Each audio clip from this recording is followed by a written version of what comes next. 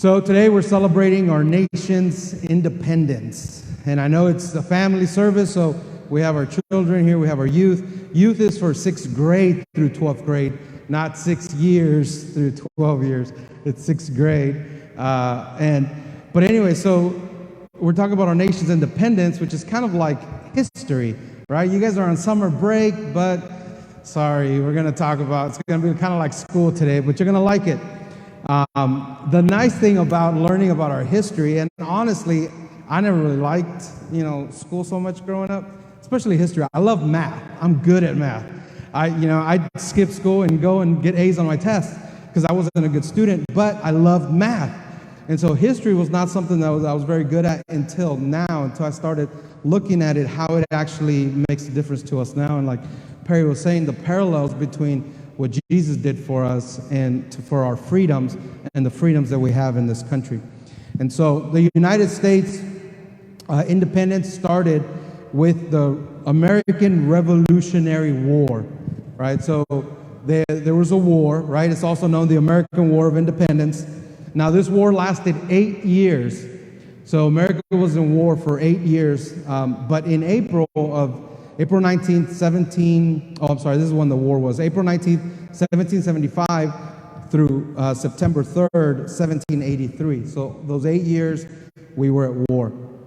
During the war with Great Britain, the U.S. declared independence. So somebody wrote a bill, right, and said, okay, we believe that we need to be independent because the beliefs or the way, we're just not the same. We need to have our own government. We need to be our own people. We need to be able to manage ourselves, and we can do it better than somebody who's not even here, doesn't know what we're doing, right? It's kind of like when someone talks to you about something at school, like let's say they talk to you about soccer, right? If you've never played soccer, you really don't understand it.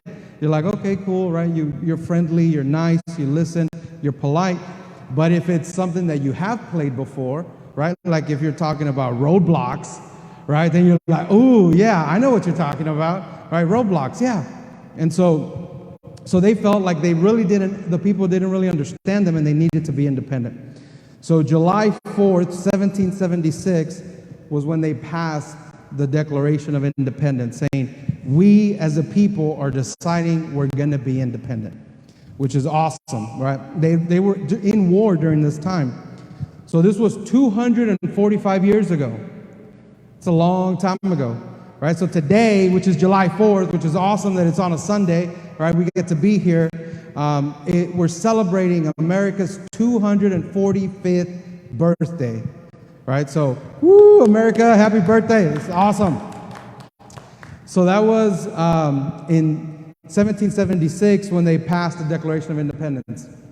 And then 15 years later, in December 15th, 1791, the Bill of Rights was adopted, right? So this was a bill where they wrote, okay, these are our rights. This is what it means to be part of our union, part of America, right? And there was 10 amendments in the Bill of Rights, and the first one says that Congress shall make no law respecting an establishment of religion or prohibiting the free exercise thereof or abridging the freedom of speech or of the press or the right of the people peaceably to assemble and to petition the government for a redress of grievances, right? So this was pretty awesome. Now we're independent, right? It's like, okay, what does it mean to be an independent people? What do we value? And one of the things that I think is just the most beautiful part of it, right, is that this is the First Amendment. So out of the 10 things, this was the first one, right? And out of the first thing of those things listed, because there's several things listed there, but the very first thing it says is that they shall make no law protect. So it's protecting the establishment of religion, right? It's protecting our faith. So this means that the government is prevented from making laws that regulate religion, right? Establishments of religion, or laws that prohibit our freedom to practice whatever religion, right? That's one of the things that, I believe that Christianity is the only way to God. Right? That's what Jesus said. Jesus said, if you've seen me, you've seen the Father, right? The only way to the Father is through me. Jesus said that. And so but as a country, we have the freedom to let people choose what they want. And that's what God does, right? God doesn't force Christianity on anybody. God doesn't make anybody believe. When Jesus resurrected, he could have resurrected in front of downtown, right? And said, hey, here I am. I told you I was God, right? But he didn't. He just showed up to the people that knew him to build up their faith and show them the confidence of that what he said came to pass, right? And so we, just like God gives us the freedom to do what we want, he gave us free will, right? And so God gives us free will. In this country, we have freedom of religion. So there will be no law, right, that prohibits the free exercise of religion. No law that decreases the freedom of speech, the freedom of the press, the freedom of assembly, right, gathering together, which is why, a lot of people had issues with, during COVID, how the government shut down churches and things like that, places of gathering, because, it's like, well, our First Amendment says that, and I understand both sides of it. I think as a safety manager in construction, I do anything I can to keep people safe. And if, limiting gatherings or doing, church through Zoom keeps people safe, fine, right? If you feel comfortable coming and being here live, that's fine too, right? I'm comfortable with that. But this is one of the reasons why people really got upset during that time, right? And so I just say that so we can kind of understand where people are coming from and so we can be more compassionate, just like God and Jesus are. The right to petition the government for compensations of wrong. That one was interesting, right? Because you'll see every now and again on the news where people are freed after being wrongfully convicted for 30 years in jail or something like that, and then the government gives them money, right? I mean, they wronged them, so that person has the right to petition for the government to make it right. And so 11 years later, after the Bill of Rights was passed, in 1802, Thomas Jefferson, who's the founding father and the third president of the United States, he wrote a letter to the Danbury Baptist Association referencing the First Amendment. And so this is pretty cool because this is something that a lot of people talk about, church and state and the separation of church and state, and this is what they're referencing. They're referencing his letter. And so he was president at the time that he wrote it, and President Jefferson said, believing with you, he's talking to the Baptist Association, that religion is a matter which lies solely between man and his God, that he owes account to none other for his faith or his worship, that the legitimate powers of government reach actions only and not opinions. I contemplate with sovereign reverence the act of the whole American people, right? Everybody passed this together, which declared that their legislature should make no law respecting an establishment of religion or prohibiting the free exercise thereof, thus building a wall of separation between church and state. Right? So what President Jefferson was telling people is, we passed this Bill of Rights, this is what we believe, this is what we stand for, right? And one of those things for us, the Baptists, he was a Christian man, he said for the Baptists, one of the things that this means is it's a protection, it's a wall of protection for the church. So the government can't come in and say when you can have service, how long you should have service, who you should pray to, kind of like in the Bible, right?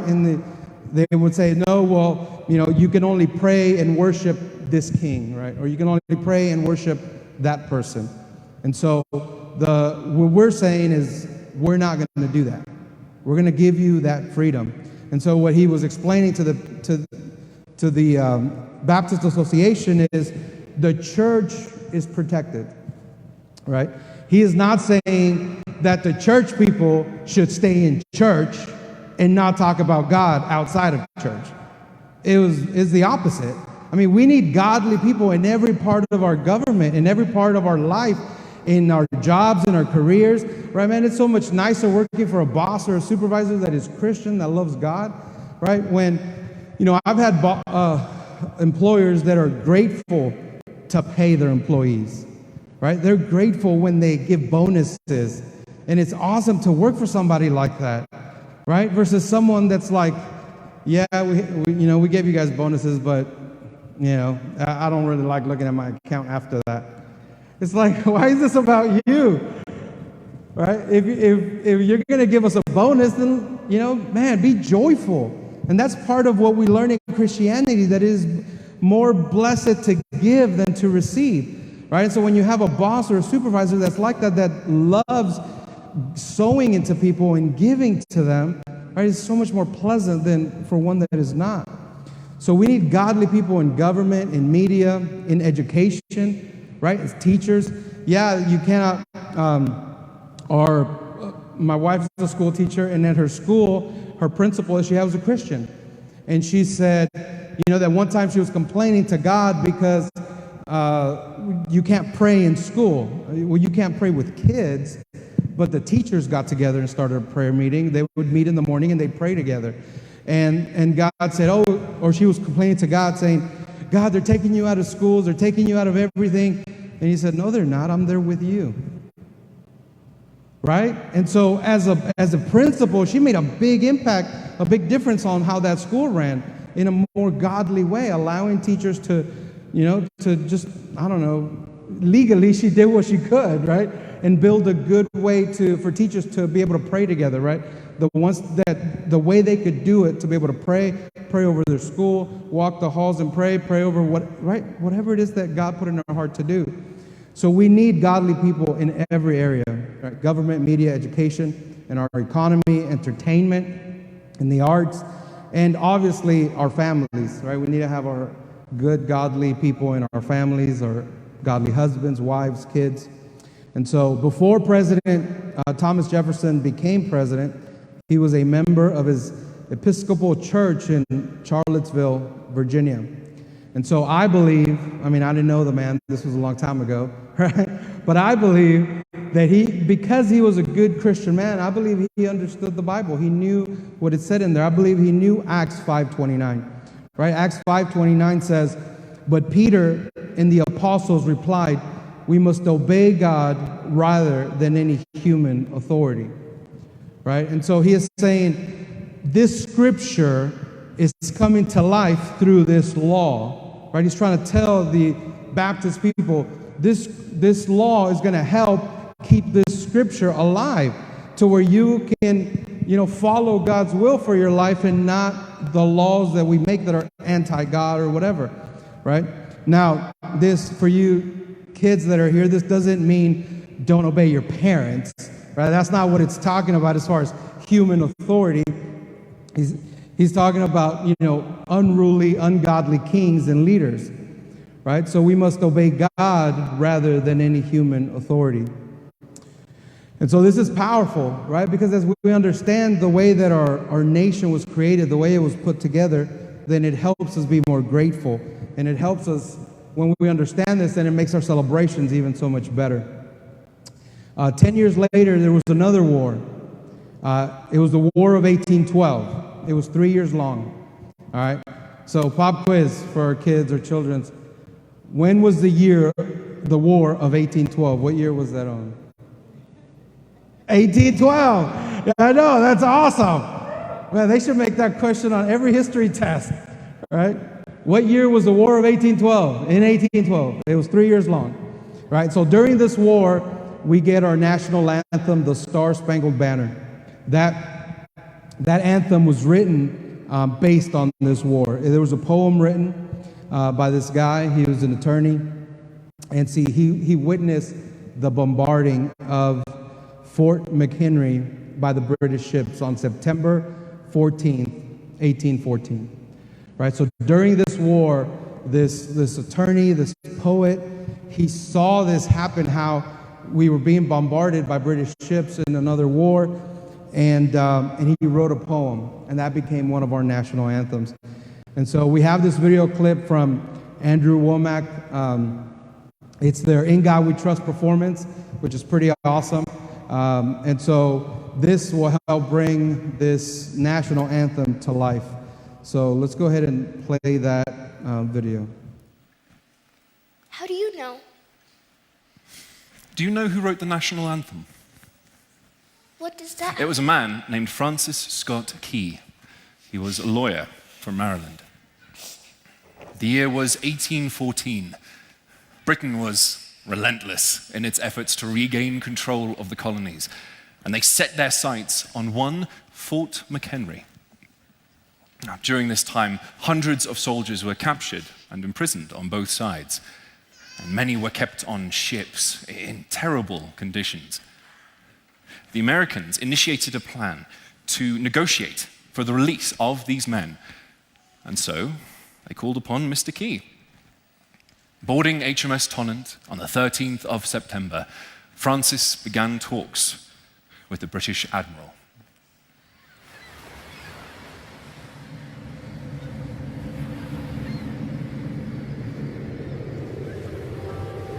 Welcome, Mr. Key. Let's get straight to the matter of business. Gentlemen, what are your terms? Admiral, it is our hope to secure the safe release of every American aboard this ship. Likewise, sir. Hence the reason I agreed to meet with you on such short notice. Believe it or not, the British seek terms of peace. And America also seeks peace, Admiral. And we value the lives of the men below the deck of this ship. They've been treated fairly. Their conditions are those of any man who would oppose British rule. They are fed and watered. Enough of these niceties. I propose a 2-for-1 exchange. Admiral, if you are a reasonable man, like we have been led to believe, then I would expect nothing less than a man-for-a-man exchange. If you must. May I go below deck to inspect the men?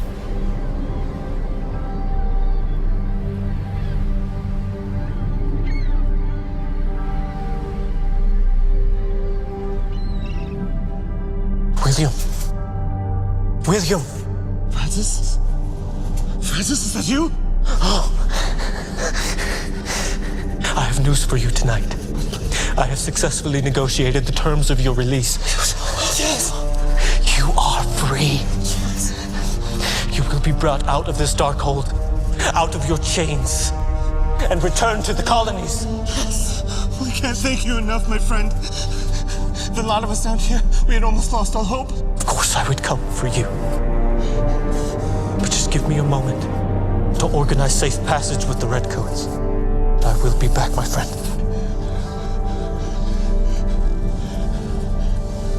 We're free!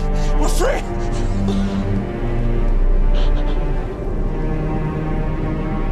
Admiral, we must negotiate safe passage for these men. Mr. Key, we have ourselves a slight problem. I cannot allow you and your men to leave just yet. We still honor our commitment to release these men, rest assured. But it will be a mere technicality after tonight. What do you mean? Mr. Key, tonight we have laid an ultimatum upon your colonies. Your people will either capitulate and lay down the colors of your continental flag, or... Do you see that fort? Fort McHenry, is it? We will remove it from the face of the earth. And how do you intend to do that? Scan the seaward horizon, Mr. Key. That's the entirety of His Majesty's war fleet, and all of its firepower is being brought to bear upon that fort. It will be in range for bombardment within hours. The war is over, Mr. Key. These men are free, regardless of our negotiations. You cannot shell that fort. That is not just a military installation. There are women and children in there. Fear not. We are not merciless, Mr. Key. We have left them a way out. And what is that? You see that flag? Way up on that rampart. We have told if they would lower that flag, the shelling will stop at once, and we would know they have surrendered, leaving all of you under British rule. As twilight fell, the bombardment began. The full might of the Royal Navy unleashed upon Fort McHenry.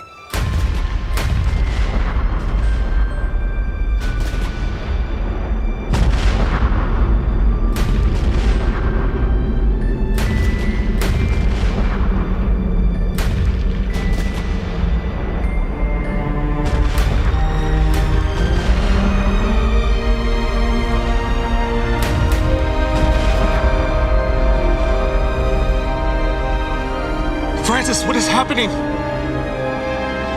Oh, say, can you see? It's still up. The flag is still up.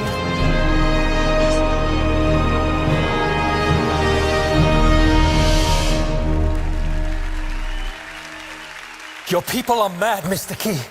What is the matter with them? Do they not see the direness of their predicament? Why haven't they lowered the flag? The thing that sets the American Christian apart from all other people in this world is he would rather die on his feet before he lives on his knees. We have instructed our guns to focus on that rampart for the next 3 hours. That flag will fall. 3 hours passed. Every time a bomb exploded near the flag, it lit up, illuminated by the fires raging below it. Onlookers later described the scene as a fireworks display. But there was something the British did not understand. Their reconnaissance told them that the flagpole had suffered repeated direct hits, and yet it still flew. Hour after hour, every time the haze cleared, that flag remained, fluttering defiantly over the fort.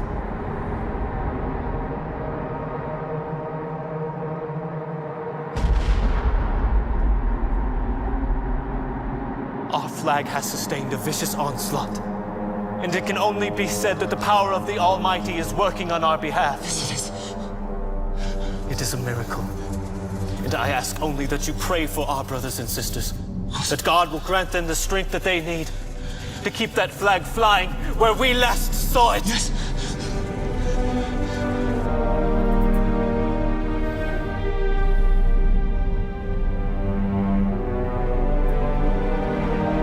I believe there was something more than a simple urge for freedom. That there was another power at work when the men at Fort McHenry kept that flag aloft. That even today, at this very moment, there is a power greater than you or I, working towards a glorious and triumphant end. That even in our darkest moments, a light imperishable still burns, a beacon of freedom and liberty and peace.